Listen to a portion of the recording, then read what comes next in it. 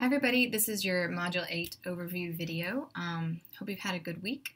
Just a reminder that your shadowing experience progress is going to be due in Module 8. So by next week, by October 3rd, go ahead and have in your Big Gifted folder, have your shadowing experience document, and then you're copying and pasting some of those journal templates at the bottom. So your first journal template should really just include either the person that you're going to be shadowing, kind of documentation of your meeting or your correspondence with that person in terms of the goals that you want to set for the shadowing experience, as well as the potential dates for shadowing.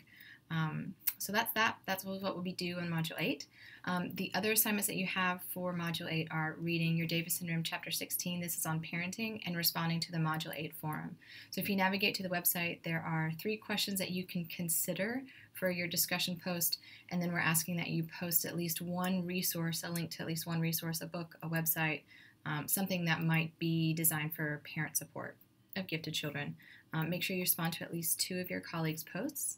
And then also in Chapter 8 is your literature review number 2 due. And so you'll navigate to the folder of all the secondary literature review articles. And I'm just going to bring your attention to, I've updated some, or I've included some of the most recent ones, a bunch of studies that were published here in 2017.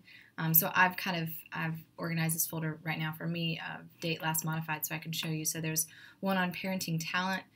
There's one on an alternate path, the experience of high potential individuals who left school. So this is about school dropouts. Most of them deal with adolescents who drop out of high school. Measuring creativity, capacity, and gifted students, teacher ratings versus student products. Here's an online teacher professional development for gifted ed, examining the impact of a new pedagogical model. So that looks at online teaching. Exploring spatial ability of undergraduate students associated with gender, STEM majors, and gifted program membership. There's one on high ability students' perspectives on an affective curriculum in a diverse university-based summer residential enrichment program. Here's a STEM high school's teachers' belief regarding STEM student giftedness. There's a minority achievement gaps in STEM, findings of a longitudinal study of a project called Excite. And then we have parenting styles and adjustment in gifted children. So that will just add a more variety to your folder, and maybe some more recent literature, stuff that was just published this year. So that's for literature review number 2. All of your literature review number 1 assignments have been graded, so you can look back at your grade sheet. All of them are excellent. You know, I don't need to know what the whole study is, so don't feel like you have to summarize all of that. Maybe, you know, a paragraph summary that is clearly different from the abstract would be great. And then just your critique of it. Know that there's not a single research study that's going to be perfect, right? There's always going to be limitations no matter what.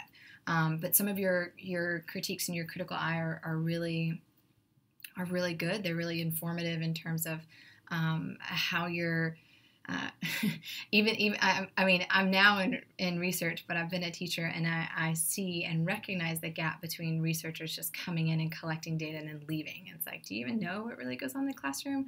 So I'm one of those that are right there with you of being able to clearly see the limitations, but I hope that some of these you'll be able to see some of their contributions to the literature or to perspectives of gifted education.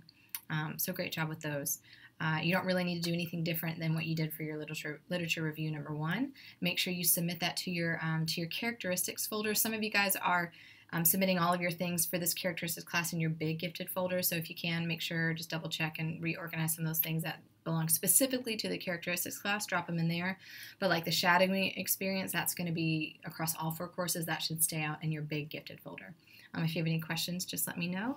And that's it. Hope to see you guys on Form 8, and then we will be meeting October 17th will be our last in-session residence meeting for this course, and that's also going to be we'll finish up with some of those presentations, and yeah, that's it. I hope you all have a wonderful rest of your week, and I'll see you soon. Bye.